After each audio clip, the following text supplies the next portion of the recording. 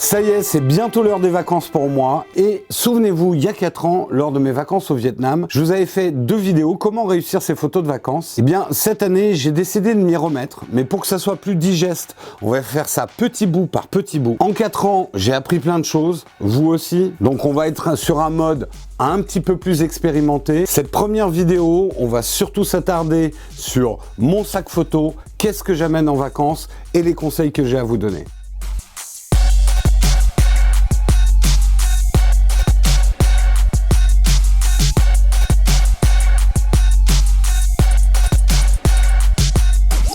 En préambule, désolé pour l'anglicisme du titre, effectivement aujourd'hui on va parler de qu'est-ce qu'il y a dans mon sac photo, le matériel que je vais amener en vacances cette année. Sachant que ce voyage au Cambodge et au Vietnam, j'ai décidé de me faire plaisir, de prendre un matériel que je ne connais pas forcément. Donc vous verrez tout à l'heure, j'amène un nouvel appareil et des nouveaux objectifs que j'ai loués chez SOS Ciné. Mais avant de parler matériel, je vais vous parler de quelque chose qui est très important en photo, c'est la manière dont vous allez trimballer votre matériel. Et c'est pour ça qu'on va commencer par les sacs photos. Et oui, je dis bien les sacs photos. Le choix du sac photo, c'est super important. C'est la manière dont vous allez trimballer votre matériel toute la journée. Si vous avez un sac mal adapté, qui vous fait mal aux épaules, qui est trop lourd, ça va vous dégoûter et à force, vous risquez de ne même plus sortir votre appareil de la chambre d'hôtel. Donc, je vais vous expliquer ma stratégie. C'est pour ça que j'ai ma valise. Rassurez-vous, je ne vais pas vous montrer mes slips et mes chaussettes. Et mon Peak Design 45 litres Travel Line, qui est ce que j'appelle un sac tactique photo, je vous expliquerai pourquoi. Parce que, comme vous allez le voir, dans un voyage, vous avez plusieurs moments photos, mais vous avez aussi à penser au transport de votre matériel et notamment, et ça va être mon cas,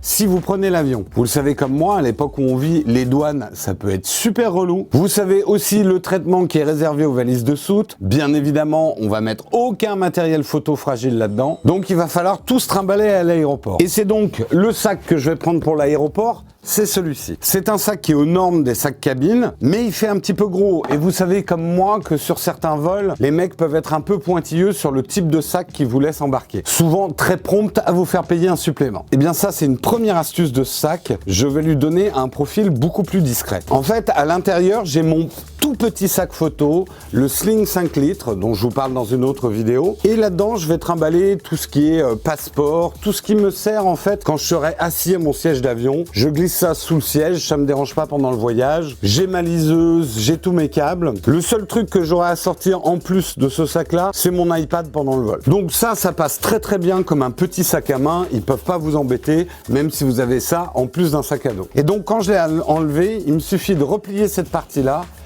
Et voilà, j'ai un sac à dos qui fait déjà plus petit sac à dos. On peut moins m'embêter avec cette taille-là. Ensuite, il y a le passage de la douane.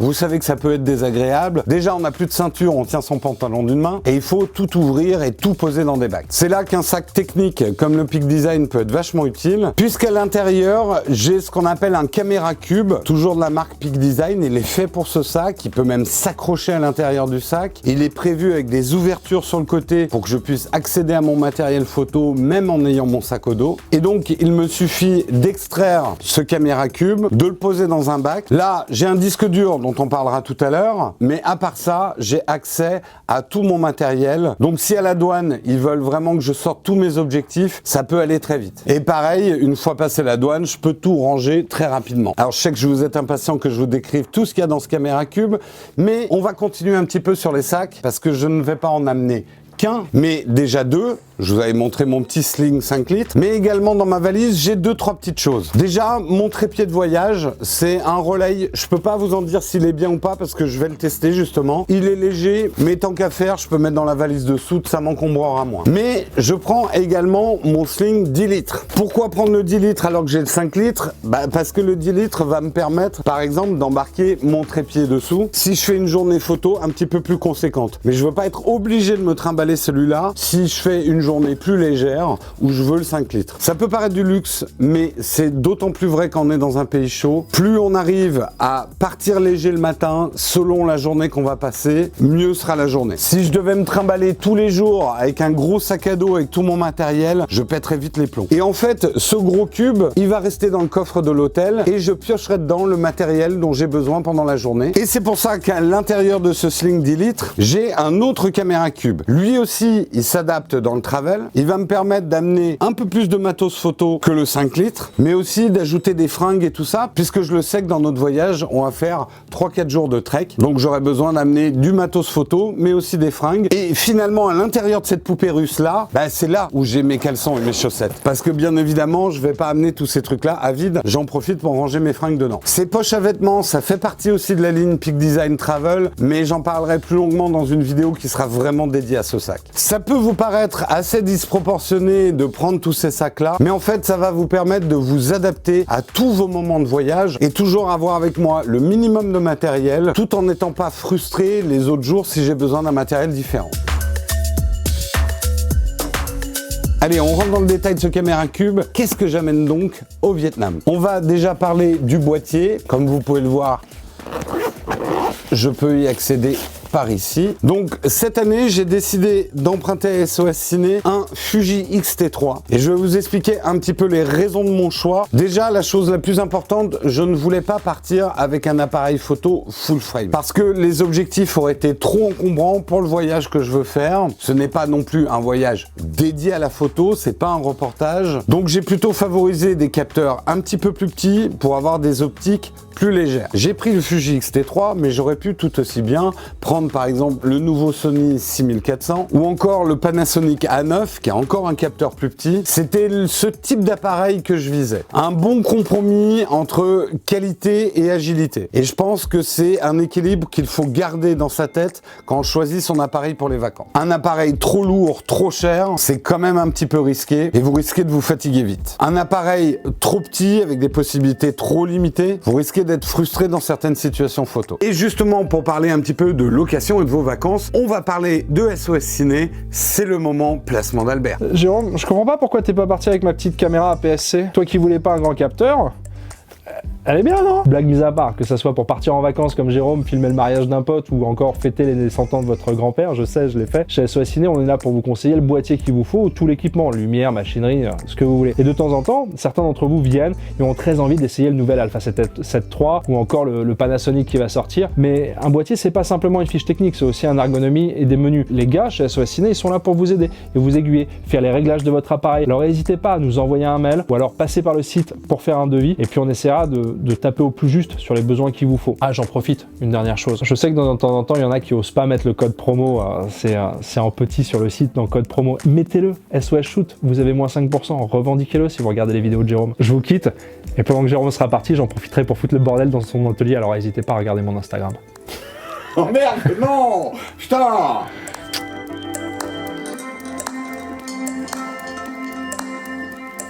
Comme vous pouvez le voir, le boîtier, je l'ai un petit peu customisé pour le mettre à ma patte. Un reproche ergonomique que j'ai personnellement avec le X-T3, c'est le grip est trop court et je n'aime pas les grips courts. Je suis habitué à des grips profonds. Et donc, j'ai pris cette cage Small Rig qui a une allonge du grip et qui me permet d'avoir un grip profond. Je tiens mieux mon appareil en main comme ça. En plus, on peut attacher tout un tas d'accessoires dessus ou même le fixer sur un trépied dans cette position. Ça peut être intéressant. Moi, j'aime les grips profonds parce que mon appareil, j'aime le tenir en main. Je déteste avoir une lanière autour du cou. C'est pour ça que j'utilise aussi un système Peak Design qui est une espèce de dragon pour tenir mon appareil, ce qui fait que même en ouvrant la main, je perds pas mon appareil. Et là, vous me direz, mais Jérôme, tu vas pas te trimballer avec ton appareil quand même toute la journée à la main. Bien, il faut savoir que sur tous les sacs que j'embarque, il y a un système capture, toujours de chez Peak Design, hein, Dieu sait si je les aime, qui me permet très facilement d'accrocher ma caméra et de la trimballer. Et je peux vous dire, vous pouvez même mettre de l'objectif lourd, ça partira pas. Tous ces systèmes sont là pour pour améliorer mon confort, toujours avoir l'appareil à portée de main pour rater le moins possible d'occasions photo. Un dernier conseil, vous aurez peut-être remarqué que j'ai masqué le nom de la caméra. Bien, ça c'est une habitude que j'ai de vieillir un peu l'appareil photo en mettant des morceaux de gaffeur, en prenant une poignée qui a déjà un peu vécu pour ne pas attirer l'attention. On le sait, il y a beaucoup de vols d'appareils photo, j'en ai fait la douloureuse expérience il y a quelques années, donc j'aime avoir un profil relativement bas. Et se trimballer avec la sangle Canon toute neuve autour du cou, vous risquez de déclencher des convoitises. Et je vous parle même pas des gros objectifs blancs, il y a beaucoup d'histoires actuellement de gens qui se les font voler en vacances. Je vous dis pas ça pour devenir parano, ça serait dommage de gâcher ses vacances, mais il faut quand même faire un minimum attention. Ou sinon vous pouvez partir avec un Pentax, personne ne vous les vole. Le premier objectif que j'ai choisi,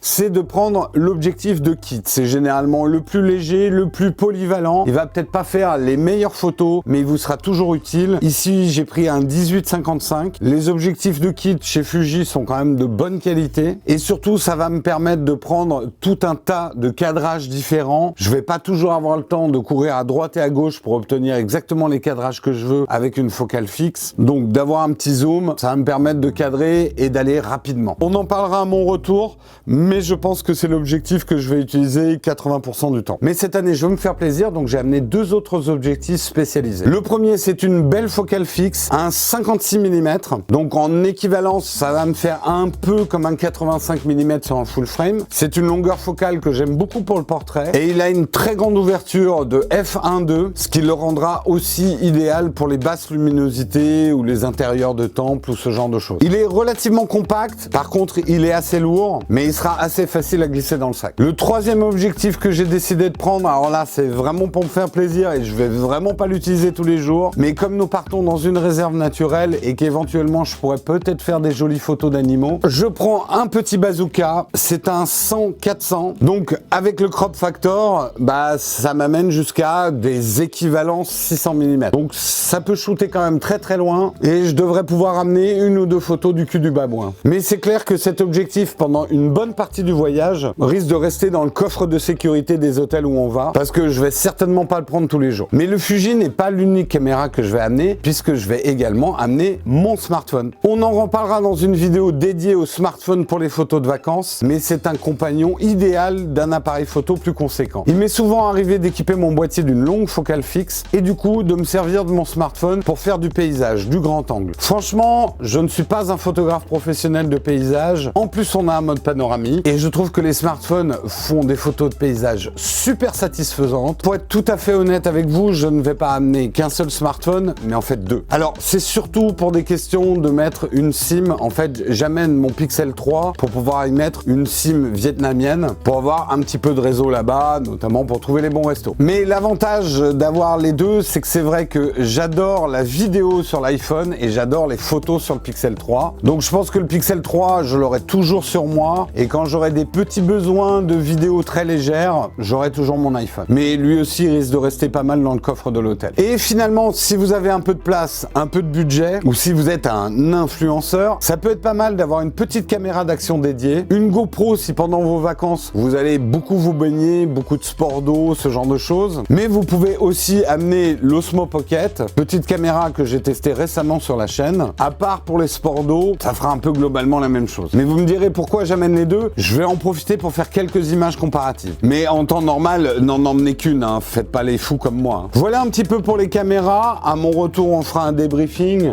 Qu'est-ce que j'aurais aimé, pas aimé dans le X-T3? On le saura dans la suite des aventures. On va parler un petit peu des accessoires indispensables qu'il faut amener pour réussir ses photos de vacances. Personnellement, pour ce voyage, je ne pars pas du tout dans un objectif de vlogging. Je veux vraiment surtout me consacrer à la photo. Je vais donc éviter d'amener un micro ou peut-être un tout petit micro d'ambiance, mais rien qui puisse prendre ma voix, sinon j'aurais du mal à résister à la tentation de vous faire une vidéo sur place. Au niveau des accessoires, la première chose, c'est ceci. C'est un disque dur qui va me permettre de sauvegarder mes photos tous les soirs. Ça, c'est pour des raisons de sécurité. On parlait tout à l'heure de se faire voler son appareil. c'est franchement les boules, mais c'est encore pire quand vous faites voler vos jolies photos de vacances, parce que ça, vous ne pourrez pas vous les racheter. Donc c'est important, même en vacances, de prévoir quand même une solution pour backuper vos photos. Et c'est vrai que ce passeport wireless, dont j'avais testé une version il y a 2 ans, là j'ai la version SSD, c'est super pratique. Tous les soirs, vous glissez vos ou votre carte SD, ça sauvegarde automatiquement sur le disque dur. Si jamais vous êtes dans un hôtel avec du Wi-Fi, ça peut même faire une sauvegarde sur le cloud en supplément. Ça vous évite de devoir amener un ordinateur en vacances, ce qui fait que moi, je vais tout faire avec mon iPad. J'ai accès, vu que c'est wireless, au contenu du disque dur sur mon iPad, mais on ira un petit peu plus dans le détail quand je vous ferai un test complet. Ça peut être assez intelligent d'amener une vraie grosse batterie pour recharger votre smartphone, mais pas que. Un appareil photo moderne aujourd'hui, ça se recharge avec de l'USB-C. Et du coup, moi, j'amène ma batterie de baroudeur. Elle sera toujours au fond de mon gros sac. Parfois, ça restera dans le coffre de la voiture, parce que j'ai pas envie de me trimballer ce poids-là toute la journée. Mais cette batterie a plusieurs avantages. Elle peut être étanche quand on referme bien les écoutilles. Elle est rugged, donc elle résiste bien au choc. Elle est grosse, donc il y en a là-dedans. Et en plus, il y a un petit panneau solaire. Alors, pas d'illusion, hein, il faut 70 heures pour la recharger en solaire, avec un soleil qui tape bien. Mais bon, ça peut sauver dans certaines situations où il n'y a pas du tout d'électricité. Après, je l'ai customisé avec un multicâble, mais ça, je peux pas vous donner la ref, c'est un truc promotionnel Cisco qu'on m'a donné. Mais il en existe plein des comme ça sur Amazon, je vous mettrai un lien. Les plus observateurs ont peut-être vu que mais tu dis que tu n'aimes pas les sangles autour du cou, Jérôme, mais pourtant tu en as une dans ton sac de sangles. Et oui, j'avoue, j'ai une sangle dans mon sac, mais elle ne me sert pas forcément pour mon appareil photo. Là aussi, on est toujours dans le système Peak Design. Ils ont fait quelque chose de vraiment malin, c'est qu'on peut ajouter sur n'importe quel de leurs sacs ou de leur sacoche ce petit système d'encre. C'est ces petits trucs rouges que vous voyez souvent sur le bord de mes appareils photo ou sur mes sacs, et qui vont par exemple me permettre de clipser cette sacoche et d'avoir comme ça mon petit sac d'accessoires toujours à portée. Ça s'enlève aussi super facilement et super rapidement. Et si vous êtes observateur, vous pouvez voir que même mon caméra cube en a. Donc le caméra cube pourrait presque devenir un sac photo en lui-même. Ce petit sac d'accessoires, justement, c'est là-dedans que je vais y mettre mes batteries, que je vais y mettre aussi mes cartes SD. Cartes SD, d'ailleurs, je vais partir normalement avec les nouvelles cartes SD Sony qui sont tough, très résistantes au choc, à l'eau, à tout un tas de choses. Et je vous livrerai les conclusions de mes tests plus tard. Je vais pas les malmener exprès, mais ça peut être l'occasion de voir un petit peu si c'est pas de la publicité mensongère. Je vais pas vous faire une revue de détail de tous les petits accessoires que j'ai. Sachez qu'il y en a plein qui concernent la GoPro ou l'Osmo Pocket, donc j'y reviendrai dessus dans des vidéos dédiées. J'ai ce petit stylo, ça vous paraît tout con, mais il y a une astuce géniale dessus. C'est que j'enroule toujours un petit peu de gaffeur autour d'un stylo pour toujours avoir du gaffeur sur moi, pour scotcher quelque chose, pour réparer quelque chose. Bref, tous ceux qui ont déjà travaillé dans la vidéo savent que le gaffeur, c'est la vie. Enfin, le gras, c'est la vie, mais le gaffeur vient juste après. En petit accessoire que je trouve, moi, indispensable, j'ai toujours un mini trépied de poche et un support de smartphone. Ça me permet très vite de poser mon smartphone quelque part pour que, par exemple, il fasse un time-lapse pendant que je suis en train de faire des photos. Autre accessoire absolument indispensable, un filtre ND. Moi, il est variable parce que j'utilise plutôt mes filtres ND pour faire de la vidéo. Si vous savez pas pourquoi on utilise des filtres ND pour faire de la vidéo, il faudra que je fasse une vidéo là-dessus. Bien sûr, des bacs d'adaptation pour pouvoir adapter un seul filtre ND à mes 2 objectifs, parce que je pense pas en mettre sur la très longue focale. Bien évidemment, des batteries pour votre appareil photo, je conseille d'en prendre minimum 3. Un chargeur externe, même si le Fuji peut charger directement ses batteries en USB-C, vous pourrez aller plus vite en soirée de mettre plusieurs batteries à charger. Généralement, je recommande vraiment les batteries de marque, c'est celles où vous n'aurez pas de soucis. Mais pour le coup, je fais confiance à Albert de SOS Ciné. Il m'a dit de tester les Patona Platinum. On verra bien ce que ça vaut. J'ai également, et je n'ai pas honte de le dire, une perche à selfie qui me sert à tout sauf à faire des selfies. En fait, elle me sert surtout avec les caméras d'action pour aller faire des plans un petit peu improbables, un petit peu loin. Et c'est vrai que s'il me prend l'envie de vlogger, ça peut être pas mal. Un autre petit accessoire que je prends, c'est la petite Litra. Cette petite lumière, en fait, elle va me servir déjà pour éclairer l'intérieur de mon sac et trouver des trucs, mais elle est assez puissante également pour me servir en très haute lumière. Je m'en sers en fait pour déboucher des ombres sur des sujets. Elle est assez puissante pour faire ça. Alors les jours où je veux trimballer léger,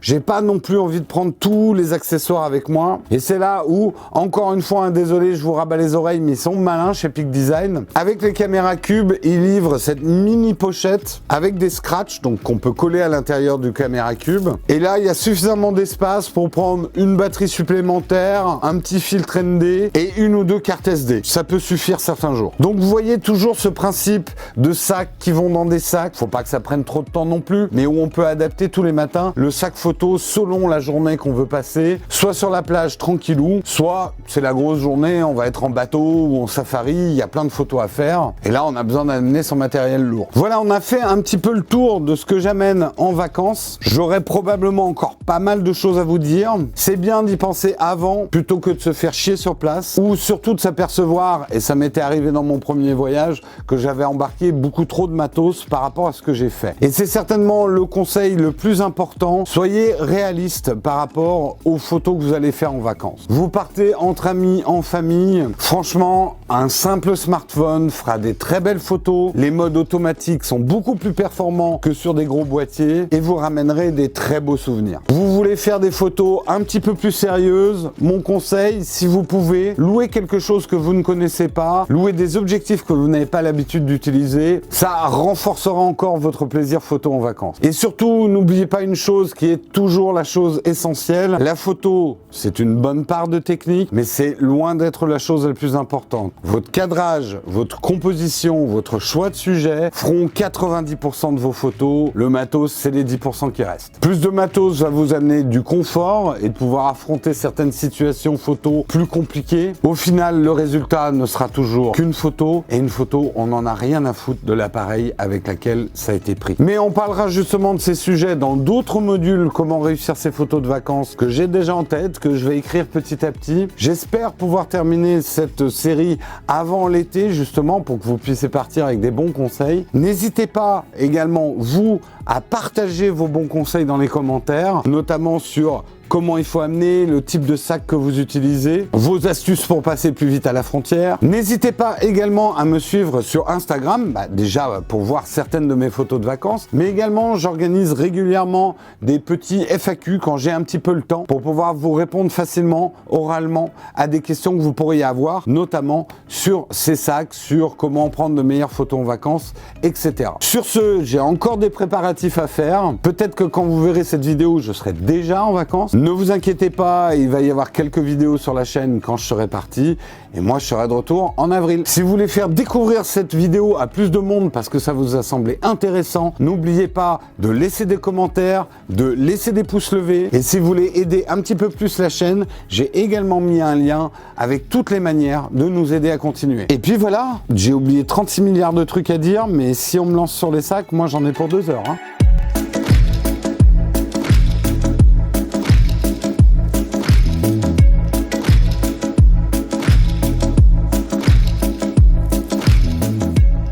Qu'as-tu donc dans ton panier? Du fromage, Qu'as-tu donc dans ton panier? Du fromage de chez Morel. Et chaque fois que je fais une vidéo, il y a des putains de travaux, quoi. Pas une malédiction, ça? Putain, il m'a entendu, là, il s'est calmé, hein. Ah non, il s'est pas calmé, là. Mais qu'est-ce qu'il fait, en plus? On dirait un mec qui mâche de la tôle. Ah, ça se quoi, là? Quoi? Qu'est-ce que vous faites? J'ai pas une longue voix, c'est pas grave. Karina, ça y est. C'était la fin. Vous n'êtes pas bien souvent ici, hein? On voit pas grand monde, Oh, faut on voit dire. pas hein. souvent, vous, non, les on voit Français, pas, hein. on voit pas beaucoup Non, de non, monde. non. Hein. Non, c'est clair. Une Portugaise au Vietnam.